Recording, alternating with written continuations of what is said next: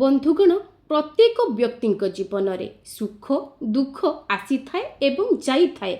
मात्र बेले बेले आम जीवन में किछि एपरि समस्या आसी थाए जहा जीवार ही ना नहीं न थाए। तेबे एही कारणरू आमे सबु बेले चिंताग्रस्त रही थाउ। आउ ए भली परिस्थिति रे आमे माने ईश्वरंकर शरण रे जाई थाउ एवं आमे जदि वास्तव रे प्रकृत श्रद्धा एवं विश्वासर सहित भगवान को स्मरण करि थाउ तेबे से आमको सेही समस्या बाहर करि नै आसी थांती। तो एपरी परिस्थिति रे कौन करिवे सेही विषय आज मु आपण माननकु एक एपरी उपाय विषय कहिबाकु जाउअछि जे उपायटी को आपण माने पालन करी आपणकर निज जीवन रे चलीथिबा समस्त समस्यार समाधान करि पारिबे। तेबे मोर प्रिय बंधुगण आपण माने जानिथिबे आजिकार दुनिया रे आमर बंधु कम किंतु शत्रुंक संख्या सबु बेले अधिक रहुछंती। आज्ञा एपरी किछि व्यक्ति आम सहित रही थांती जेउ माने कि ऊपर को आमर प्रिय बंधु भली व्यवहार करि थांती, भलो मित्र बोली देखई होई थांती किंतु वास्तव रे सेमाने ही वास्तव रे आमर शत्रु होई थांती। आमर उन्नति को सेमाने सही पारि न थांती जहा फल रे कि सेमाने आमको सबु बेले समस्या रे पकाइबा पई विभिन्न प्रकारर चेष्टा करि थांती। तेबे शत्रु आपणकर कार्य क्षेत्र रे थाई पारंती किंबा आपणक व्यवसाय क्षेत्र रे थाई पारंती, आपणकर पाख पड़ोसी रे मध्य थाई पारंती। तो ए परिस्थिति रे शत्रु मानक ठारू रक्षा पाइबा पई आपणकर शत्रु मानकर विनाश पई आपण एही उपायटी को निश्चित भावरे पालन करि पारिबे। बंधुगण जदि आपणक उपरे कोनोसी नकारात्मक शक्तिर प्रभाव पड़ी थाए किंबा कोनोसी कला जादूर प्रयोग आपणक उपरे करा जाई थाए तेबे आपण आपणक जीवन रे कदापि भी उन्नति करि पारि न थांती। आपणक उन्नतिर समस्त रास्ता गुड़िक बंद होई जाई थाए। तो आपण जदि एही उपायटी को करि नेउछंती तेबे निश्चित भावरे ए सबु समस्या गुड़िक आपणक जीवनरु खूब कम समय मध्यरे दूरेई जिवो। तेबे आज मु आपण माननकु लाल लंकार किछि एपरि उपाय विषय कहिबाकु जाउअछि। जदि एही उपाय गुड़िक आपण माने मध्य करि नियंती तेबे आपणक जीवनरु शत्रुर भय दूर होई जिवो एवं आपणक उपरु सबु खराब शक्तिर प्रभाव मध्य दूर होई जिवो। तेबे आपणक जीवन रे शत्रु संख्या बढ़ी जाइछंती जेउ आड़े गले भी आपणक शत्रुंकर भय लागी रहुछि किंबा आपणकर शत्रु माने जदि आपणक विरुद्ध रे एपरि किछि कार्य करूछंती जहा द्वारा प्रत्येक क्षेत्रु आपणकु कष्टर सामना करिबाकु पडुअछि, आपण माननकु समस्यार सामना करिबाकु पडुछि एवं ए सबु समस्यारु आपण मुक्ति पाइबा पई चाहुचंती तेबे आपण माननकु मोर विनम्र अनुरोध भिडियोटी को स्किप न करी थरे मात्र शेष पर्यंत अवश्य देखंतु। जदि भिडियो रे नुआ अछंती तेबे चैनल टी को सब्सक्राइब करि दियंतु एवं जदि आपण माने भिडियोटी को ए पर्यंत लाइक करि नाहंती भिडियोटी को लाइक करी कमेंट बॉक्स रे जय मां लक्ष्मी निश्चय लिखि दियंतु। तेबे बंधुगण आपण तीनोटी सुखिला नाली लंका को जलाई एही छोटिया उपायटी करि नियंतु। एही उपायटी को करिबा मात्रे आपणकर शत्रु भय तुरंत दूर होई जिवो। शत्रु माने आपणकर कौनसी भी क्षति करि पारिबे नाही।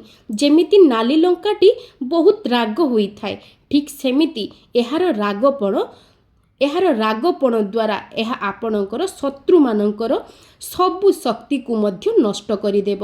शत्रु करिथिबा समस्त योजना गुड़िक मध्य नष्ट करिदेव। एहा व्यतीत खराब नजररू मध्य यह आपणकु रक्षा करिथाए। समस्त प्रकारर नकारात्मक शक्ति को यह तुरंत नष्ट करि देइथाए। तेबे बंधुगण नजर उतारिबा पई सुखिला नाली लंका एवं गोलमरीचर उपाय बहुत ही लाभशाली होई थाए। तेबे बंधुगण नजर उतारिबा पई सुखिला नाली लंका एवं गोलमरीचर उपाय बहुत ही लाभशाली होई थाए।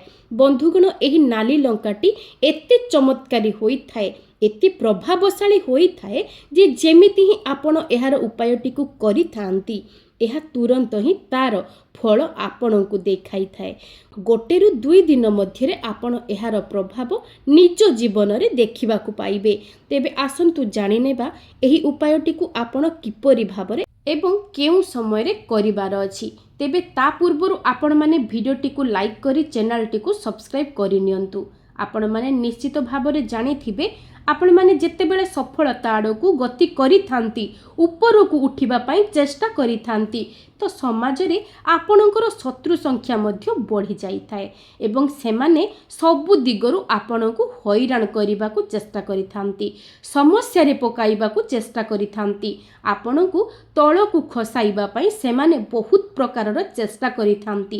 ତେବେ ସେମାନଙ୍କ ଠାରୁ ବଞ୍ଚିବା ପାଇଁ, ସେମାନଙ୍କର ସମସ୍ତ ପ୍ରକାରର ଷଡ଼ଯନ୍ତ୍ରରୁ ରକ୍ଷା ପାଇବା ପାଇଁ ଆପଣମାନେ ନିଶ୍ଚିତ ଭାବରେ ଏହି ଉପାୟଟିକୁ ପାଳନ କରନ୍ତୁ। ଏମିତିକି ଆପଣଙ୍କୁ ତଳକୁ ଖସାଇବା ପାଇଁ, ଆପଣଙ୍କର ଉନ୍ନତିକୁ ରୋକିବା ପାଇଁ କିଛି ବ୍ୟକ୍ତି ଆପଣଙ୍କ ଉପରେ ତନ୍ତ୍ରଶକ୍ତିର ମଧ୍ୟ କିଛି ପ୍ରୟୋଗ କରିଥାନ୍ତି, କଳା ଯାଦୁର ପ୍ରୟୋଗ କରିଥାନ୍ତି। ବେଳେବେଳେ ଆପଣଙ୍କ ଘର ଉପରେ ମଧ୍ୟ ଏସବୁର ପ୍ରୟୋଗ ହୋଇଥାଏ କିମ୍ବା ବେଳେବେଳେ ଆପଣଙ୍କର ବିଜନେସ୍ରେ ମଧ୍ୟ ଏସବୁର ପ୍ରୟୋଗ କରାଯାଇଥାଏ, ଯାହା ଫଳରେ କି ଆପଣଙ୍କ ଘରର ଉନ୍ନତି ଆପଣ ଯେତେ ଚେଷ୍ଟା କଲେ ମଧ୍ୟ ହୋଇପାରିନଥାଏ। କିମ୍ବା ଯଦି ଆପଣ କିଛି ବିଜନେସ୍ କରୁଛନ୍ତି, ଆପଣଙ୍କ ବିଜନେସ୍ରେ ଭଲ ଲାଭ ହେଉଥିବ, ତ ହଠାତ୍ ଆପଣଙ୍କର ଲାଭ ବଦଳରେ କ୍ଷତି ହେବାକୁ ଆରମ୍ଭ ହୋଇଯାଇଥାଏ। ତେବେ ଏପରି ପରିସ୍ଥିତିରେ ଆପଣ ଯଦି ଏହି ଶୁଖିଲା ନାଲି ଲଙ୍କାର ଉପାୟଟିକୁ କରିନେଉଛନ୍ତି, ଯାହା ମୁଁ ଆଜି ଆପଣମାନଙ୍କୁ ଏହି ଭିଡ଼ିଓରେ କହିବାକୁ ଯାଉଅଛି, ତ ନିଶ୍ଚିତ ଭାବରେ ଏ ସମସ୍ତ ପ୍ରଭାବରୁ ଆପଣଙ୍କୁ ମୁକ୍ତି ମିଳିଯିବ। ଏ ସମସ୍ତ ପ୍ରଭାବ ଗୁଡ଼ିକ ନଷ୍ଟ ହୋଇଯିବ ଏବଂ ପୁଣି ଆଉ ଥରେ ଆପଣ ଆପଣଙ୍କ ଜୀବନରେ ବହୁତ ସାରା ଉନ୍ନତି କରିବାକୁ ଲାଗିବେ। ତେବେ 3ଟି ଶୁଖିଲା ନାଲି ଲଙ୍କାକୁ ଆପଣ କେଉଁଠାରେ ଜଳାଇବେ ଏବଂ କେଉଁ ଦିନ ଆପଣଙ୍କୁ ଏହି ଉପାୟକୁ କରିବାର ଅଛି, ତେବେ ସେଥିପାଇଁ ସର୍ବପ୍ରଥମେ ଆପଣଙ୍କୁ 3ଟି ନାଲି ଶୁଖିଲା ଲଙ୍କା ନେବାର ଅଛି। ଧ୍ୟାନ ଦେବେ, ଆପଣ ଏମିତି ଲଙ୍କା ନେବେ ଯେଉଁଟାକି ସମ୍ପୂର୍ଣ୍ଣ ଭାବରେ ନିଖୁଣ ହୋଇଥିବ ଏବଂ ସେଥିରେ ତାର ଡେମ୍ଫ ମଧ୍ୟ ଲାଗିଥିବ। ତାପରେ ଆପଣଙ୍କୁ ଗୋଟିଏ କର୍ପୂରର ଖଣ୍ଡ ନେବାର ଅଛି। ତାପରେ ଆପଣ ଗୋଟିଏ ଧଳା ରଙ୍ଗର କାଗଜ ନେବେ, ଯେଉଁଥିରେ ଯେମିତି କିଛି ବି ଲେଖା ହୋଇନଥିବ, ଏମିତିକି କୌଣସି ଗାର ମଧ୍ୟ ଯେମିତି ପଡ଼ିନଥିବ। ସମ୍ପୂର୍ଣ୍ଣ ସାଧା କାଗଜଟିଏ ଆପଣଙ୍କୁ ନେବାର ଅଛି ଏବଂ ଗୋଟିଏ କଲମ ମଧ୍ୟ ଆପଣଙ୍କୁ ନେବାର ଅଛି। ଏପରି କଲମ ନେବେ ଯାହାର ରଙ୍ଗ କଳା ହୋଇଥିବ, ତାର ସାହିଟି ଯେପରି କଳା ହୋଇଥିବା ଦରକାର। ତେବେ ଏହି ଉପାୟଟିକୁ ଆପଣଙ୍କୁ ଆପଣଙ୍କ ନିଜ ଘରେ କରିବାର ଅଛି। ମାତ୍ର ମନେ ରଖିବେ ଯେ ଆପଣ ନିଜ ଘରେ ଗୋଟେ ଏପରି ଜାଗାରେ ବସିବେ, ଯେତେବେଳେ ଆପଣ ଏହି ଉପାୟଟିକୁ କରିବେ ସେତେବେଳେ ଯେମିତି ସେହି ଜାଗାକୁ କେହି ନ ଆସନ୍ତୁ। ତେଣୁ ସେହି ଜାଗାଟି ଆପଣଙ୍କ ଘରର କୌଣସି ରୁମ୍ରେ ହେଲେ ବହୁତ ଭଲ ହେବ। ଧ୍ୟାନ ଦେବେ ଯେମିତି ଆପଣଙ୍କୁ ସେହି ଉପାୟ କରିବା ସମୟରେ ଆପଣ କାହା ସହିତ କଥାବାର୍ତ୍ତା ମଧ୍ୟ ନ କରିବେ। ବନ୍ଧୁଗଣ, ଆପଣ ଉପାୟଟିକୁ କରିବା ସମୟରେ ସେହି ରୁମ୍ର କବାଟଟିକୁ ବନ୍ଦ କରିଦେବେ, ଯାହା ଫଳରେ କି ଆପଣଙ୍କୁ କେହି ଉପାୟ ବିଷୟରେ ମଧ୍ୟ ପଚାରିବେ ନାହିଁ। ଚେଷ୍ଟା କରିବେ ସେହି ସମୟରେ ଏହି ଉପାୟଟିକୁ କରିବା ପାଇଁ ଯେଉଁ ସମୟରେ ଆପଣଙ୍କୁ କେହି ଡିଷ୍ଟର୍ବ କରିବେ ନାହିଁ। କାରଣ ଯଦି ଆପଣ ଏହି ଉପାୟଟି କରିବା ସମୟରେ କେହି ଦେଖି ନିଅନ୍ତି କିମ୍ବା ଆପଣଙ୍କୁ କିଛି ପଚାରି ଦିଅନ୍ତି, ତ ଏହି ଉପାୟଟି ତାର ପ୍ରଭାବ ଦେଖାଇ ନଥାଏ, ଏହି ଉପାୟଟି ନିଷ୍ଫଳ ହୋଇଯାଇଥାଏ। ସେଥିପାଇଁ ଏହି କଥା ପ୍ରତି ଆପଣଙ୍କୁ ବିଶେଷ ଭାବରେ ଧ୍ୟାନ ରଖିବାର ଅଛି। ତ ଏହି ଉପାୟଟି କରିବା ସମୟରେ ଆପଣ ଦକ୍ଷିଣାମୁଖା ହୋଇ ବସିବେ, ଦକ୍ଷିଣ ଦିଗକୁ ମୁଖ କରି ବସିବେ। ଦକ୍ଷିଣ ଭୂମି ଉପରେ ବସି ଏହି ଉପାୟଟି କରିବାର ଅଛି। ଖଟ ଉପରେ କିମ୍ବା ଚେୟାର ଉପରେ ଆପଣ ଉପାୟ କରିବା ସମୟରେ ବସିବେ ନାହିଁ। ତାପରେ ଆପଣ ଯେଉଁ କାଗଜଟି ନେଇଥିବେ ତା ସହିତ ଯେଉଁ କଳା ରଙ୍ଗର ପେନ୍ଟିକୁ ଆପଣ ନେଇଥିବେ, ସେଥିରେ ଆପଣ ସେହି କାଗଜ ଉପରେ ଶତ୍ରୁ ଲେଖିବେ। ମନେ ରଖନ୍ତୁ, ଶତ୍ରୁର ନାମ ଆପଣ ଲେଖିବେ ନାହିଁ, କାରଣ ଏପରି କିଛି ଶତ୍ରୁ ଆପଣଙ୍କର ଥାଇପାରନ୍ତି ଯାହାକୁ କି ଆପଣ ଜାଣି ମଧ୍ୟ ନଥିବେ। ଆପଣ ତାଙ୍କୁ ମିତ୍ର ବୋଲି ଭାବୁଥିବେ, କିନ୍ତୁ ବାସ୍ତବରେ ସେ ଆପଣଙ୍କର ଶତ୍ରୁ ହୋଇଥିବେ। ତ ସବୁ ଶତ୍ରୁଙ୍କର ନାମ ବି ଲେଖି ହେବ ନାହିଁ। କାହାର ନାମ ନ ଲେଖି କାଗଜ ଉପରେ କେବଳ ଶତ୍ରୁ ବୋଲି ଲେଖିବେ। तापरे आपण जो डेम्फ लगी 3टी नाली सुखिला लंका को नहीं से 3टी लंका को हाथ में धरी आपण निज मुंडरू पाद पर्यंत 7 थर बुलाइबार अछि। तो आपण निजे ही सही लंका को हाथ में धरी मुंडरू ऊपर ठारू पाद तल पर्यंत 7 थर बुलाइबार अछि।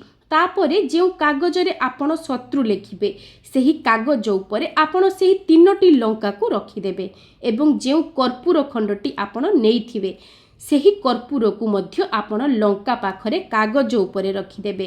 तापरे आपण से सबु को एक एपरी जगह को नहीं जांतु जो स्थानटी पूरा खोला जगह होइथिबा दरकार। आपण निज घरर बालकनी को नहीं जिबे नहेले भी आपण निज घरर छात उपर को मध्य नहीं पारिबे। तेबे ध्यान रखिबे जेतेबेले आपण ताकू नेकी जळाइबे सेतेबेले जेमिति आपणंकु केही देखि न दियंती एही कथारे आपण भल भाबरे ध्यान रखिबे। तेणु जदि राति रे आपण एही उपायटी को करि नियंती तेबे आपणंक पई सबु दृष्टिरु एहा भल रहिबो। तेबे सही नाली लंका एवं सही कागज जहा उपरे आपण शत्रु बोली लेखिबे एवं सही कर्पूर खंड को एकाठी जाली दियंतु जेमिति से सबु संपूर्ण भाबरे सबु जळि जिवो सही भली आपण ताकू जळाइबे। तेबे ए सबु जळि सारिबा परे एहार जे पाउस रहिथिबो ताकू नहीं आपणंकु आपणंको घरर बाहर को फोपाड़ी देबार अछि। जदि एही उपायटी को आपण राति समय रे करूछंती तो आपण एहार पाउस को ता पर दिन मध्य ब्रह्म मुहूर्त रे उठी फोपाड़ी पारिबे एवं चाहिए सही समय रे मध्य आपण ताकू फोपाड़ी दे पारिबे। एवं जेतेबेले आपण सही पाउस को फोपाड़ी की आसीबे तो भूल रे मध्य पछकू बुली देखिबे नाही फोपाड़ीबे एवं सीधा आपण आपणक घर को आसीबे बिल्कुल भी आपण पछकू चाहिए नाही जहाकू कि आपणकू ए कथार संपूर्ण भाबरे ध्यान रखिबार अछि। एही उपायटी को आपण सप्ताह रे कोनोसी भी बार रे करि पारिबे कोनोसी भी दिन रे आपण एही उपायटी को करि पारिबे। तेबे मने रखंतु एही उपायटी को आपण अति कम रे 3 थर करिवे अर्थात 3 दिन आपणकू एही उपायटी को करिबार अछि। जदि आपण 3 दिन लगातार एही उपायटी को करि नेउछंती तेबे निश्चित भाबरे आपण एहार प्रभाव आपणक जीवन रे देखिबा को पाइबे। आपणकर समस्त शत्रु धीरे धीरे दुर्बल हेबाकू लागिबे आपणक विरुद्ध रे सेमाने आउ कोनोसी भी षडयंत्र करि पारिबे नाही किंबा जदि भी करंती तार कोनोसी भी कुप्रभाव आपणक उपरे पड़िब नाही सेमाने आपणकर कोनोसी भी क्षति करि पारिबे नाही। एहा सहित आपणक उपरे जदि किछि नजर दृष्टि रहिथिबो किंबा कोनोसी भी कला जादूर तंत्र शक्तिर प्रयोग आपणक उपरे करा जाइथिबो तो ताहा मध्य संपूर्ण रूप रे नष्ट होई जिवो एवं धीरे धीरे पुणी थरे आपण उन्नति करिबा पई लागिबे। आपणक घर हेउ किंबा बिजनेस हेउ आपण धीरे धीरे सबुथिरे उन्नति देखा पाइबे। यह व्यतीत एही नाली सुखिला लंकार आहुरी अनेक किछि उपाय मध्य रहिछि। तेबे जदि आपणकू दीर्घ दिन धरी कौनसी रोग बीमारी लागी रहिछि अनेक चेष्टा करिबा सत्वे मध्य आपणकर स्वास्थ्य रे सुधार आसी पारु नाही तेबे समस्त प्रकार रोग एवं दोष को दूर करिबा पई आपण 7टी नाली सुखिला लंका नियंतु एवं ता साथी रे किछि कला राशि 7टी जाईफल एवं 7टी फिटिकिरी टुकुड़ा नियंतु तापरे गोटे लाल कपड़ा रे से सबु को आपण रखी दियंतु एवं एहाकू गोटे पुटुली बन्हेई दियंतु ताकू नै जदि आपणको घरर कौनसी सदस्य दीर्घ दिन धरी कौनसी बेमारी रे पड़ी रहिचंती तेबे तांको पाखरे एही पुटुलीटी रखी दियंतु।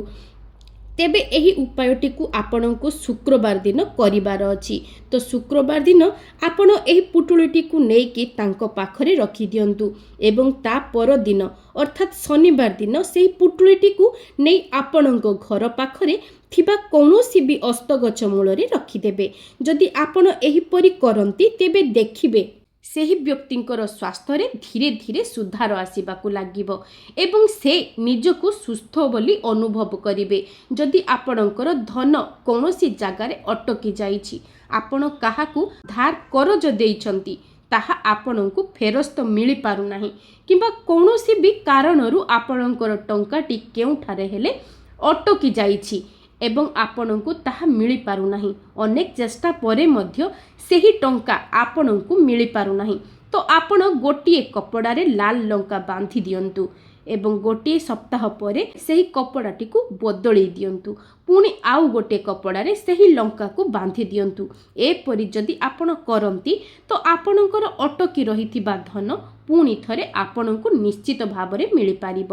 ତେବେ ବନ୍ଧୁଗଣ, ଯଦି ଆପଣମାନେ ବେପାର ବାଣିଜ୍ୟ କରୁଛନ୍ତି ଏବଂ ସେଥିରେ ଆପଣ ସବୁବେଳେ ଲାଭ ପ୍ରାପ୍ତି କରିବା ପାଇଁ ଚାହୁଁଛନ୍ତି, ଆପଣଙ୍କର ବିଜନେସ୍କୁ ଆଗକୁ ବଢ଼େଇବା ପାଇଁ ଚାହୁଁଛନ୍ତି, ତ ସେଥିପାଇଁ ମଙ୍ଗଳବାର ଦିନ ଆପଣ 7ଟି ନାଲି ଶୁଖିଲା ଲଙ୍କା ନେଇଯାଆନ୍ତୁ ଏବଂ ଗୋଟିଏ ଧଳା ରଙ୍ଗର କପଡ଼ାରେ ସେହି ଲଙ୍କାକୁ ବାନ୍ଧି ଆପଣ ଗୋଟିଏ ପୁଟୁଳି ବନେଇ ଦିଅନ୍ତୁ ଏବଂ ତାକୁ ନିଜର ଧନ ରଖୁଥିବା ସ୍ଥାନରେ ନେଇ ରଖିଦିଅନ୍ତୁ। ଅର୍ଥାତ୍ ବିଜନେସ୍ରେ ଯେଉଁଠି ଆପଣ ଟଙ୍କା ରଖୁଛନ୍ତି ସେଠାରେ ନେଇ ରଖିଦିଅନ୍ତୁ। ଏହିପରି କରିବା ଦ୍ୱାରା ବିଜନେସ୍ରେ ମଧ୍ୟ ଆପଣଙ୍କର କେବେ ବି କ୍ଷତି ହେବ ନାହିଁ ଏବଂ ଆପଣଙ୍କର ବିଜନେସ୍ରେ ଉନ୍ନତି ହେବାକୁ ଲାଗିବ, ଆପଣଙ୍କର ଧନରେ ବୃଦ୍ଧି ହେବାକୁ ଲାଗିବ। ତେବେ ବନ୍ଧୁଗଣ, ଯଦି ମୋର ଏହି ଭିଡ଼ିଓଟି ଆପଣମାନଙ୍କୁ ଭଲ ଲାଗିଥାଏ ତେବେ ଭିଡ଼ିଓଟି ଲାଇକ୍ କରି ଚ୍ୟାନେଲଟିକୁ ସବସ୍କ୍ରାଇବ୍ କରିଦେବେ ଏବଂ କମେଣ୍ଟ ବକ୍ସରେ ଜୟ ମା ଲକ୍ଷ୍ମୀ ଅବଶ୍ୟ ଲେଖିଦେବେ। ଆଜି ପାଇଁ ରହୁଛି, ନମସ୍କାର।